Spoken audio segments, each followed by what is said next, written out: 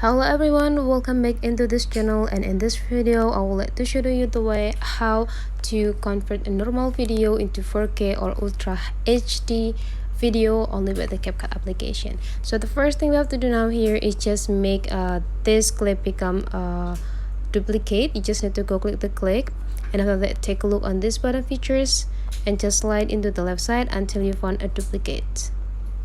And when you got it, now you just need to go take a look on this clip, go scroll this part again until you find this adjust right here, and then you just need to go click it. And in this adjust things, you just need to go into this grabs right here, and then you just need to make all of this line here being upside down. So whenever this white point start with here, you just need to make it like upside down all the color.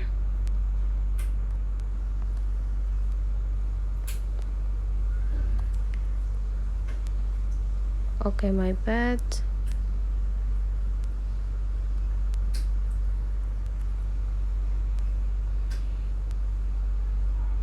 Okay, and whenever you're done, you just need to go click this button and go click done. And now the next thing we need to do here is just make this clip become an overlay by go click this overlay button right here.